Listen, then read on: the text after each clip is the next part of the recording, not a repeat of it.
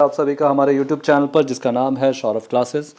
आज मैं BA semester 1 के आईआरसी पेपर के अंतर्गत जो हमारा टॉपिक है आर्कियोलॉजिकल सोर्सेज, जिसे हम पुरातात्विक स्रोत भी कहते हैं, उसे लेकर उपस्थित हुआ हूं। तो आज जो हमारा विषय है इतिहास अध्ययन के पुरातात्विक स्रोतों का वर्णन।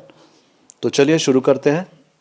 इतिहास के अध्ययन में पुरातात्विक स्रोतों का अत्यंत ही महत्वपूर्ण स्थान है। पुरातात्विक सामग्रियां अन्य स्रोतों की अपेक्षा अधिक विश्वसनीय एवं प्रामाणिक होती हैं, क्योंकि इसमें काल निर्धारण में हेरफेर की संभावना कम होती है। हम कुछ महत्वपूर्ण पुरातात्विक स्रोतों का वर्णन कर रहे हैं जो निम्नलिखित है। पहला है अभिलेख। प्राचीन भारतीय इतिहास को जानने के लिए पुरातात्विक स्रोतों में अभिलेख सर्वाधिक महत्वपूर्ण एवं विश्वसनीय हैं। यद्यपि यह सत्य है कि अनेक अभिलेखों पर तिथि अंकित नहीं है, किंतु इन अभिलेखों पर अंकित विभिन्न अक्षरों की बनावट के आधार पर मोटे रूप में उनका काल निर्धारित हो जाता है।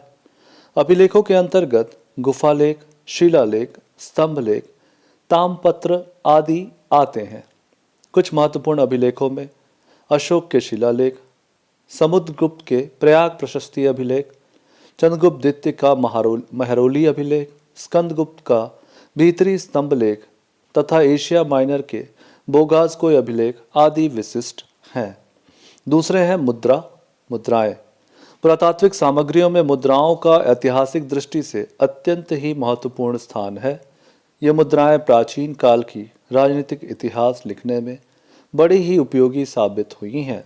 उदाहरणार्थ, यूनान और रोम के इतिहासकारों द्वारा केवल 4-5 हिंदी यूनानी शासकों का उल्लेख किया गया है। कुछ मुद्राओं के आधार पर इनके राज्यकाल का पूरा इतिहास लिखना संभव हुआ है। भारत के विभिन्न भागों में विभिन्न प्रकार की मुद्राएं जैसे स्वर्ण, रजत, ताम्र मुद्राएं प्राप्त हुई हैं। इन मुद्राओं पर पड़ी तिथियों से कालक्रम को निर्धारित करने में सहायता मिलती है। मुद्राओं अथवा सिक्कों से तात्कालीन आर्थिक दशा, संबंधित सम्राट की राज्य सीमा, कला, धार्मिक दशा तथा अन्य अनेक महत्वपूर्ण ऐतिहासिक तथ्यों की जानकारी प्राप्त होती है। तीसरा है हमारा स्मारक। पुरातात्विक सामग्रियों में अभिलेख और मुद्राओं के साथ साथ स्मारकों का अत्यंत ही महत्वपूर्ण स्थान है।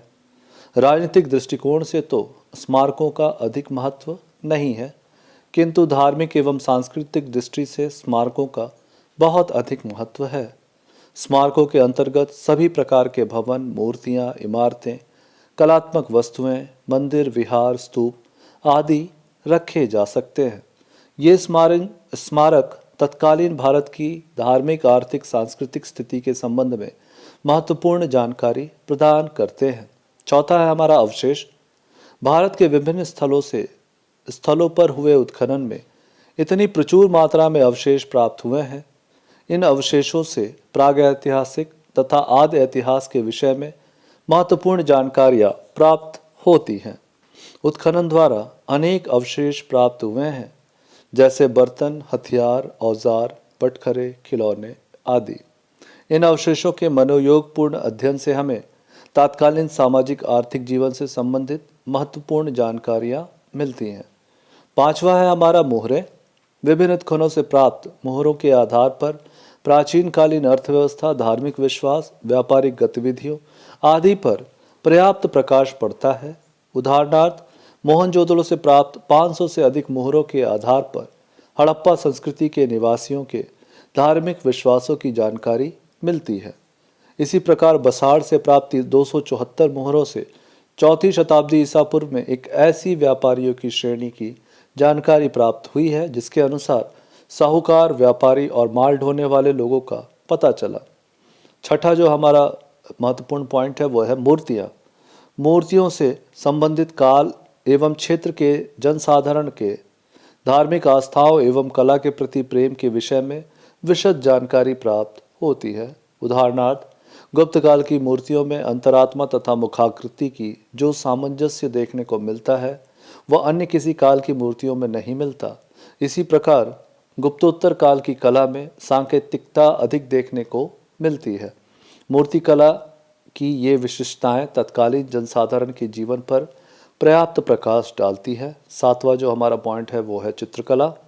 चित्रकला से संबंधित काल की उन्नति एवं अवनति के विषय में महत्वपूर्ण जानकारी प्राप्त होती है।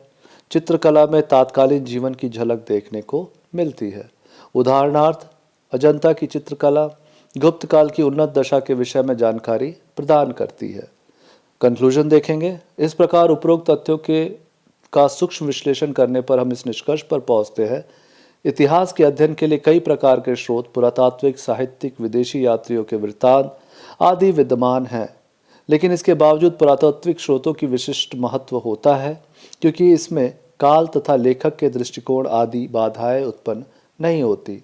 साथ ही साथ पुरातात्विक स्रोतों में हेरफेर की संभावनाएं अत्यंत क्षीण होती है, जिससे यह अधिक विश्वसनीय और प्रामाणिक होती हैं। तो आज के लिए बस इतना ही। धन्यवाद।